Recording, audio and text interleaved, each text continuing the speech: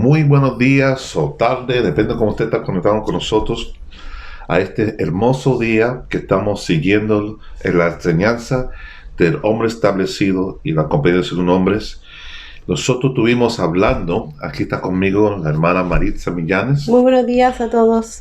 Estuvimos hablando en breve, lo de último curso, última sesión, estuvimos hablando de las etapas, ¿sí? Etapas, Sí. lo que estaba hablando de la iglesia autónoma. Así es. Y hablamos acerca de lo que es la fase de esas etapas, la fase de Adulam, que las personas llegan a un lugar donde se sienten protegidos, como la cueva de Adulam, es el lugar donde se restauran, se redimen, y vemos esa fase que es importante de reconocer, que es un lugar donde está uno escondido, Así guardado.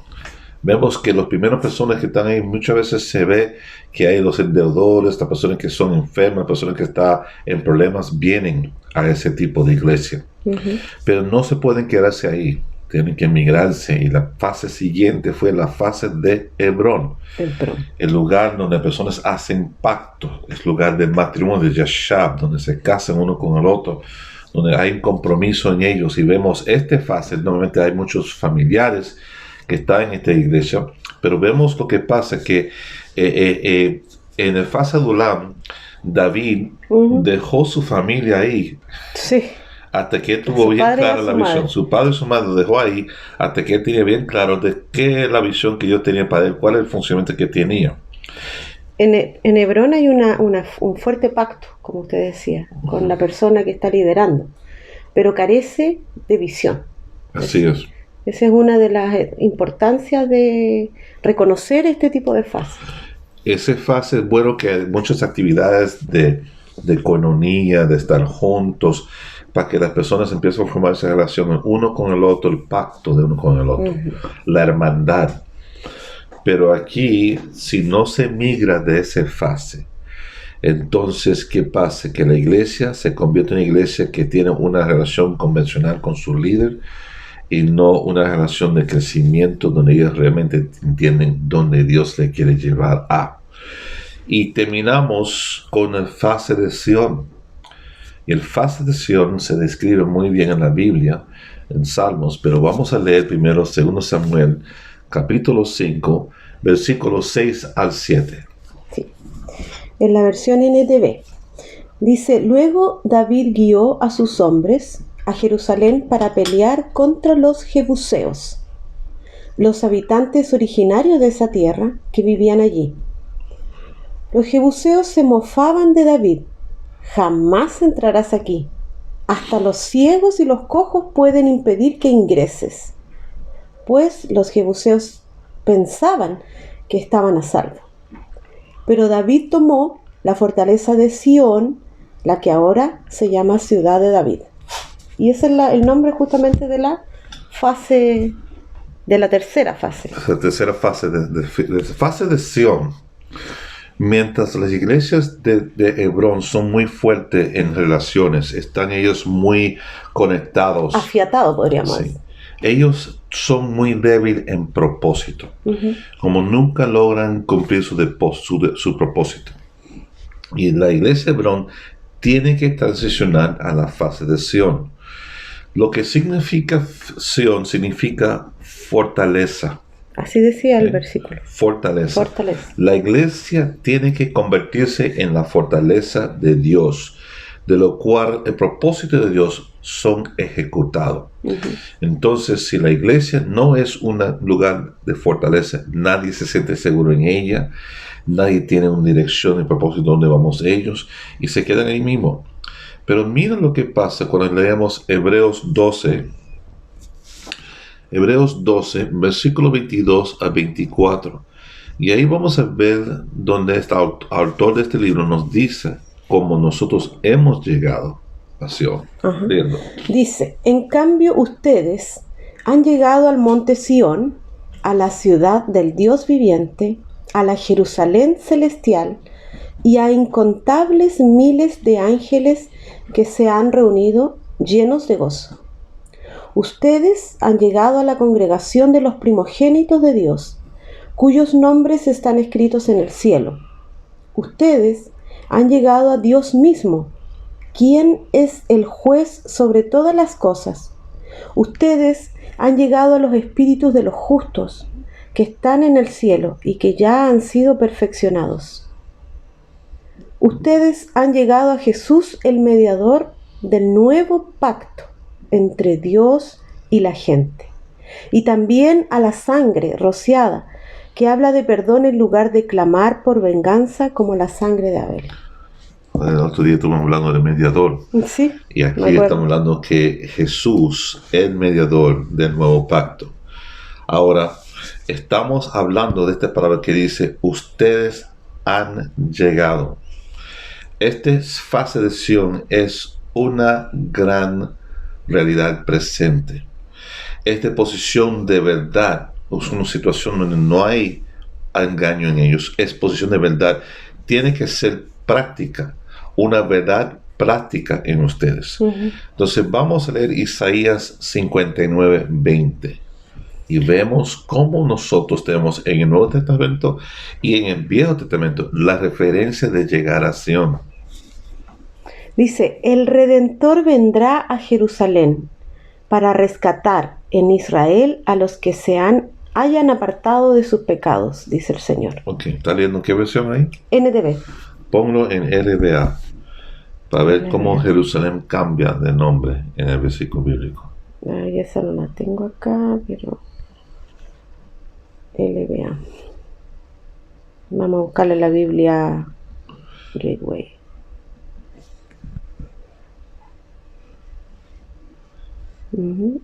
Isaías 59:20, ¿no? Sí.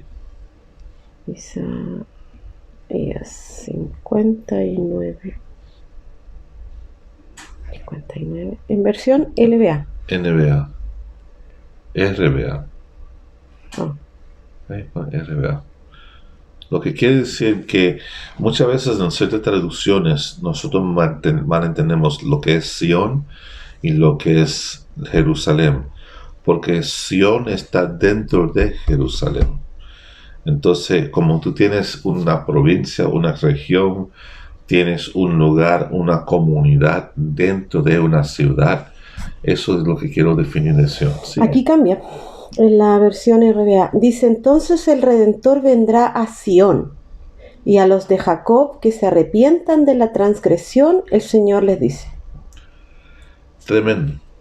Sion es la palabra que queremos nosotros enfocarnos. Ahora, otro día vamos a hablar de lo que es la importancia de Sion, lo que es posicionándose en Sion. En la serie de Posición y Postura hablamos de eso también, pero en el curso apostólico en línea que ustedes van a progresar van a tomar más tiempo en el entendimiento de cómo es ser en esa parte de Sion, llegar al lugar de Sion, cuál es la importancia de Sion, posicionándose en Sion y por qué Dios ha escogido a Sion, como dice en Salmo 138. Ahora, lo que queremos enfocar ahora es la validez del hombre establecido. Este sistema de hombre establecido tiene validez. Bíblicamente, este sistema está dentro del contexto de lo que es sistema autónomo de gobierno. En medio de la pluralidad de ancianos en un gobierno de la iglesia, hay un anciano principal. Así que vimos esto en Números 27, versículos 16 al 17, por favor. Este versículo es clave para explicar esta doctrina. Sí. Así que debiéramos aprenderlo así como con el corazón, porque en realidad cuando uno quiere argumentar un poco más de por qué es tan importante el hombre establecido en la vida de cada uno, este versículo es el clave. Es clave. Y dice así, en la misma versión RBA, que el Señor Dios de los espíritus de toda carne ponga al frente de la congregación un hombre. Un hombre. Sí. Que salga y entre delante de ellos, que los saque y los introduzca, para que la congregación del Señor no sea como ovejas que no tienen pastor. Si tú lees el contexto en cual está leyendo en número 27, vea que aquí hay un momento donde Dios y Moisés está hablando. Sí. Y ahí como diciendo, no, tú vas a lidiar nosotros, no Moisés, tú vas a lidiar de este pueblo tuyo. Pero viene un momento donde Dios dice, mira, tiene que poner un hombre. Moisés mismo te dice, hay que poner un hombre que entre delante de ti y salga, porque eso es lo que hacía Moisés. Y ese hombre La palabra no es que se ponga un hombre, establezca un hombre. Y esta palabra sobre la congregación, no dentro, sobre. Entonces, miramos muy bien este versículo bíblico, porque lo que es un ministro principal o un anciano principal, él es el nombre establecido por Dios sobre la congregación. Así que nosotros lo llamamos hombre establecido. Por medio de toda la palabra de Dios, vemos Dios tratando con su pueblo a través y por medio de un hombre. Sí. Dios está relacionándose a su pueblo a través de Abraham, Isaac, Jacob, Moisés o Josué. Él no relata o no relaciona con su pueblo a través de un grupo o denominación o una fraternidad, una corporación. No, siempre por medio de un hombre. Timoteo fue el nombre establecido en la iglesia de Éfeso. Tito en la iglesia de Creta. Sí. Santiago en Jerusalén. Bernabé en Antioquía.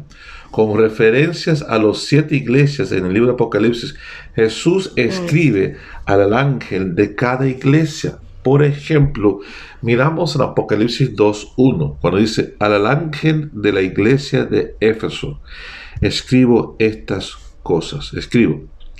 ¿Sí? Sí, eso dice. Escribe el ángel al ángel de la iglesia en Éfeso. Sí.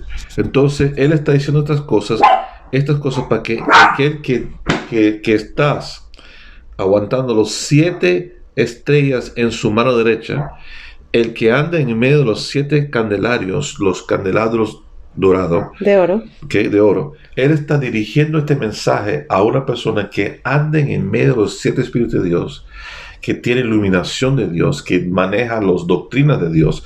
Él está hablando con el ángel. Ángel, la palabra ángel es mensajero. Sí. Malek en hebreo y ángelos en griego, lo cual significa el enviado mensajero. No escribe esta palabra, no vean el Apocalipsis 2, no está diciendo a los diáconos, no, tampoco dice a los ancianos. La demanda que está aquí, una demanda de rendabilidad, que se rinde cuentas, sí, de un ángel de cada iglesia. El que me tiene que responder a mí es el mensajero de iglesia. Yo estoy hablando con el enviado, el encargado, la persona que yo hablé con. Tú me respondes a mí sobre esta situación. Ese es el que da cuenta ante Dios. Sí. Y muchos menosprecian esto, pero saben que ustedes que están sometidos a esta persona en tu ministerio, tienen que entender que esa persona tiene que rendir cuentas por tu comportamiento. Claro. Y ahí vamos nosotros a ver las calificaciones. Calificaciones. Muy bien dicho en español. Calificaciones del hombre establecido, lo cual es un modelo davídico. ¿Okay? Y eso vamos a ver que este mensajero es la persona que está en la iglesia o la casa de fe local. Primero de Samuel 16:12, y marcamos este punto como Dios está asignando el nombre establecido. ¿Okay? Primero Samuel 16:12. Dice, Isaí mandó por él y lo hizo entrar. Aquí está hablando de David. No, primero Samuel 16:12. Sí, 16. Ok, dale. Volvo al 12, aquí está. Isaí mandó por él y lo hizo entrar. Era de tez sonrosada, de bellos ojos y de buena presencia. Entonces el Señor dijo, levántate y úngelo, porque este es. No puedes discutir con eso. Sorry. Firme y pero claro. Ese firme y claro pasó por 7 hermanos y Dios dijo, no, esto no es. Pero cuando entró David, dice la palabra que dice, Dios habló con Samuel, el hombre establecido, levántate, ponte de pie, úngelo, porque este sí es. ¿Okay? David fue ungido con un cuerno de aceite por medio de Samuel y por medio de instrucciones que el Señor le dio. Esto es un llamado genuino de Dios sobre un hombre establecido. Otro ejemplo tenemos es con Salomón. en Primera de Crónicas 28:5. Primera de Crónicas 28. Primera de Crónicas 28:5. Y de todos mis hijos, porque el Señor me ha dado muchos hijos, eligió a mi hijo Salomón para que se sentara en el trono del reino del Señor sobre Israel. No discutes con eso tampoco. Eligió, escogió, levántate, unge. Miramos en Jeremías 1:5, porque veas que esto es algo que un llamamiento muy extraño, muy diferente. Uno está físicamente presencial, otro está llamado divinamente, pero esto es algo que está hablando. Jeremías 1:5. Sí, Antes que yo te formara en el vientre, te conocí, y antes que salieras de la matriz, te consagré y te di por profeta a las naciones. otra palabra ahí mismo. Pero esto fue antes de nacer, Sí, que fue escogido y santificado y guardado y establecido. está hablando por de esto. Jeremías ahí. Eso es Jeremías, sí. Pobre Sí. Jeremías. Una yapita. Jeremías escribió 2 libros en la Biblia, ¿sí? Era un profeta mayor. Pero si usted nota, uno de los libros se llama Lamentaciones. Sí. Que Jeremías tomó una actitud de depresión tan severa que lloró, chilló y quejó por todo el libro, y ni Dios le respondió a él. Dios ni lo respondió, ni lo dio el tiempo del día para decirle, ¿sabes qué? Déjame darte el Espíritu Santo para que no te sientas solo. Pero él, todas las lamentaciones, no ve que Dios está hablando con él para responderle y decirle, ok, ya te escucho. Pablo, Hechos 9:15. Hechos 9:15. Y le dijo el Señor, ve, porque este hombre me es un instrumento escogido para llevar mi nombre ante los gentiles, los reyes y los hijos de Israel. Este ejemplo está hablando con este profeta que solamente tuvo que hacer una cosa. Este se lo dio a Ananías. Ananías. Ananías. Para abrir los ojos Claro. fue Ananías. Sí, fue Ananías a quien le dijo que Pablo era la persona escogida. Para abrir sus ojos. Sí, Interesante eso. Mira, para que él no tenía nada más que hacer que abrir los ojos de Pablo.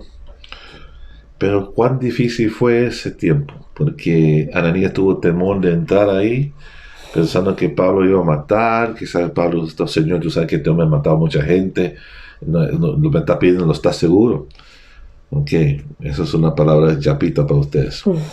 Ok, mira lo que es este otro punto, que estás escogido entre sus hermanos, un hombre de familia. Vemos en 1 Samuel 16:13, como David fue escogido entre sus hermanos. El hombre establecido no es un extranjero, no viene de afuera, es alguien que emerge o se levanta de la misma casa de sus hermanos.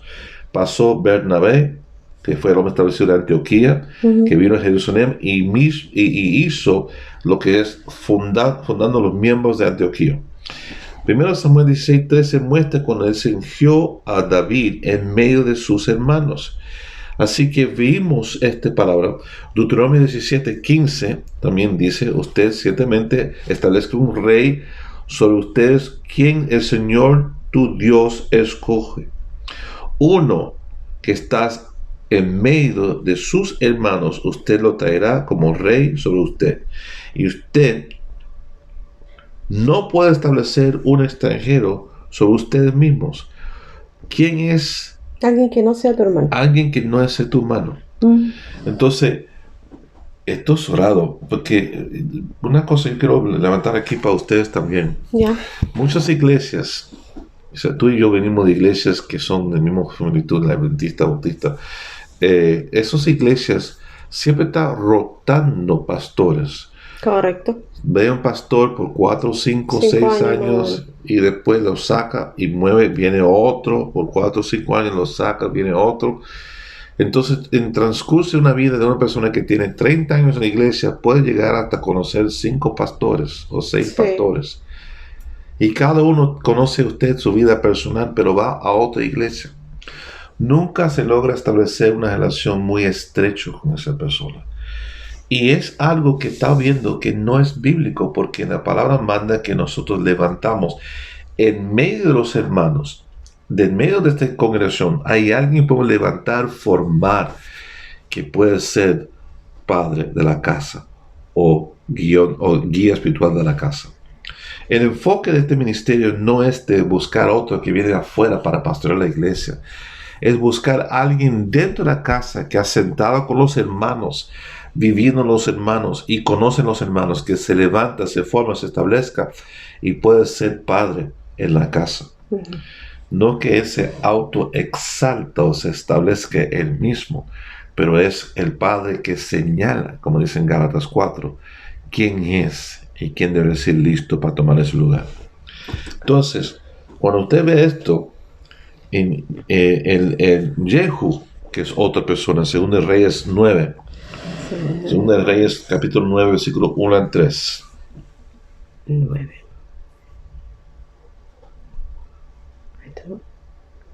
¿De qué versículo era? De 1 al 3.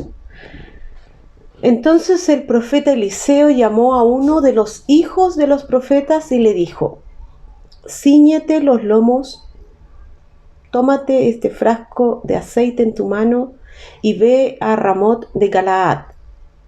Cuando llegues allá verás allí a Jehú, hijo de Josafat, hijo de Nimsi. Entra, haz que se levante de entre sus compañeros y llévalo a una habitación interior. Luego toma el frasco de aceite, derrámalo sobre su cabeza, diciendo: Así ha dicho el Señor, yo te he ungido rey de Israel. Luego abre la puerta y escápate, no esperes. Ahora, recuérdense que esta palabra es para mostrar la validez de esta doctrina. Hay muchos ejemplos de personas escogidas por Dios, enviados por Dios para hacer carga de, o enviado a lo que es el pueblo de Dios. Ahora, si vemos esta palabra que está procediendo, la revelación que procede, que sale, siempre viene por medio del hombre establecido, o el hombre de pan. Uh-huh. El hombre que entrega el pan. El hombre que entrega el pan. David, cuando tú ves que David fue ungido, David era una persona que vino de Belén. Uh-huh. Belén significa lo que es casa de pan. Así que David proviene de la casa de pan, y pan es algo simbólico de Jesús. Y usted puede ver eso en Juan 6, versículos 33 a 35, donde él está hablando sobre lo que es el pan de Dios, lo cual viene del cielo y da vida al mundo. ¿Sí? Y este versículo bíblico es muy importante porque fue muy controversial cuando Jesús dijo: si no comen mi carne y beben mi sangre. Sí. Estaba muy ofensivo porque no entendían qué significaba lo que Jesús hablaba. Jesús no hablaba literalmente, está hablando espiritualmente, alegóricamente, que es comer su carne. Carne en la Biblia es alimento, y siempre vemos la palabra alimento se refiere al pan. Entonces cuando Jesús dijo: yo soy el pan que descendió del cielo, ellos pidieron diciendo: Señor, danos de este pan siempre. Sí. ¿Okay? Y Jesús le dijo: yo soy el pan de vida, el que viene a mí nunca tendrás hambre, y el que cree en mí nunca tendrás sed. Wow. Sí. El que viene a mí y que cree en mí. ¿Es posible que una persona venga a Dios y no cree? Primero hay que venir. Y después hay que creer. Hay que creer. Hay personas que vienen cada domingo a iglesia o cada reunión, pero no creen. No. Entonces siempre tienen ese sed, como está sediente para ver, porque llegan a un punto de su vida que no son creyentes, son asistentes, que vienen a asistir nada más. Se transforman en miembros de algo. Son miembros de un club social o miembros de la silla de bancas, pero no creen. Y esto es algo yo quiero que usted vea. Jesús es la palabra. En el principio, Juan 1:1, uh-huh, fue la palabra, y la palabra estaba con Dios, y la palabra era Dios. Juan 1:14 dice, y la palabra se convirtió en carne, se hizo carne y habitó en medio de nosotros. Esa palabra habitó es Yashab, y nosotros no percibimos su gloria, aguantamos su gloria, la gloria que solamente puede estar entregado por el Padre, lleno de gracia y de verdad. Pan es simbólico de la palabra de Dios. El hombre establecido tiene la palabra de Dios.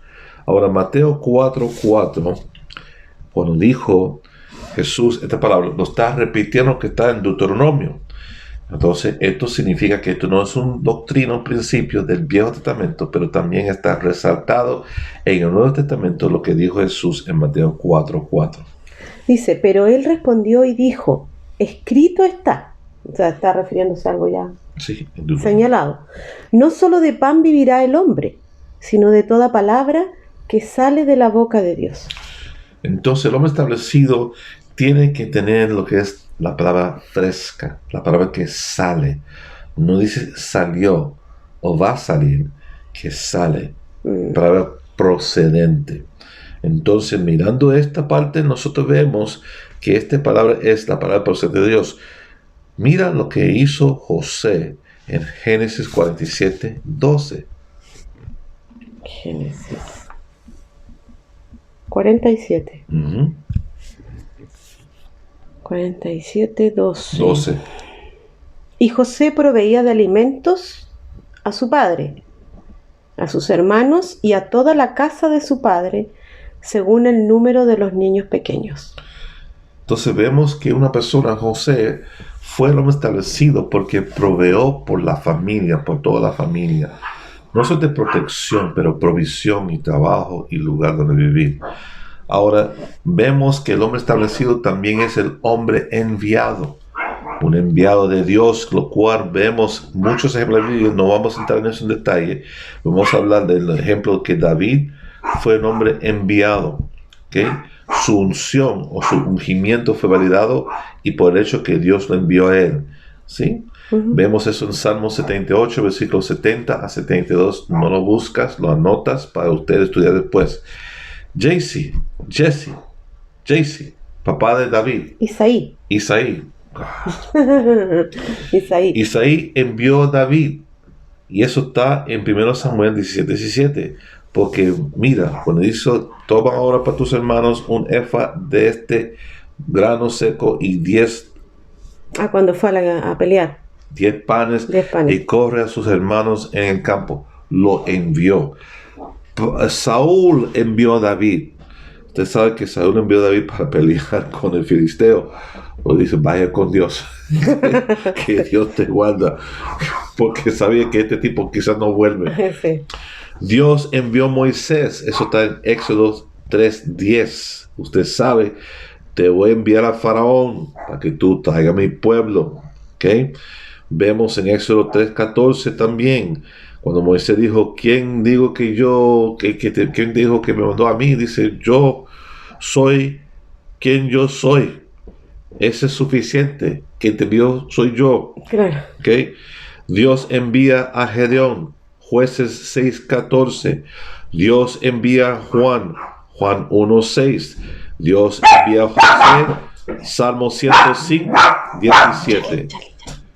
Dios envía un hombre antes de ellos. Mira esto. Dios vio un hombre. ¿Cómo lo envió? Lo vendieron como un esclavo. No solamente Dios paga por el viaje. Era el propósito. El propósito es que tiene que ir. No se preocupe. Yo voy a pagar para que usted lo suelta. ¿Sí? Así que vemos esto. Dios envía a Jeremías. Esto está en Jeremías 26:15. Todos estos versículos bíblicos muestran cómo Dios está constantemente enviando personas. En el Nuevo Testamento vemos ejemplos cuando estaban los discípulos, los apóstoles diciendo, sepárame estos dos para ser enviados. ¿Sí? El Espíritu Santo hablando, sepárame estos dos, conságralos, prepáralos, pero yo quiero enviar estos dos. Siempre, incluso después de Jesucristo, hay gente siendo enviado. Entonces no es algo que algunos dicen que eso fue en el tiempo de Jesús nada más. Después de Jesús ya ascendió, Había el Espíritu Santo diciendo, sepárame fulano, y envíame el otro, dirigiendo a quien hay que enviar para que la iglesia pueda crecer. Por eso, no dudas cuando personas llegan delante de ti que han sido enviados por Dios, han llegado a tu presencia, tu vida, y usted lo menosprecia. Eso es bueno, no quiero llorar aquí, pero es un tema que... Pero, ¿sabe lo importante? Ahora que usted menciona eso, importante reconocer que Dios no cambia de sistema. Es transversal. Desde el inicio, digamos, de los libros de la Biblia hasta el último que tenemos con nosotros todavía, Apocalipsis, uno ve este orden, de que Dios envía a una persona para liderar a un grupo. Así es. Así que nosotros hemos establecido estos puntos de la validez de lo que es un hombre establecido, un hombre enviado por Dios. Vemos los ejemplos de la Biblia cuando Dios escoge, unge, separa y identifica personas para ser encargados de ciertas misiones en el pueblo de Dios, los hijos de Dios. Y esto nosotros tenemos que ver que quiero mostrarle puntos que son importantes, que vamos a identificar, que es el hombre que Dios estableció como el voz de él. Es la voz de Dios. Vemos que el ejemplo de Juan Bautista es la voz del desierto.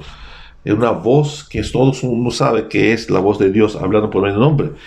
Pero el hombre establecido tiene acceso a la voz de Dios de una manera más clara, más certeza, lo cual usted a veces duda. Y eso lo vamos a dejar para otro próximo, sí. Así que hoy vamos a tocar este tema donde nosotros hemos hablado ya que acerca de lo que es esta iglesia de Sion, posicionamiento en Sion. ¿Qué pasa? Que nosotros vemos que es una persona que Dios escoge. Las calificaciones de un modelo davídico, Dios escoge estas personas. Y dimos ejemplos de personas como Salomón, David, Jeremías, Pablo. Esas personas fueron escogidos por Dios.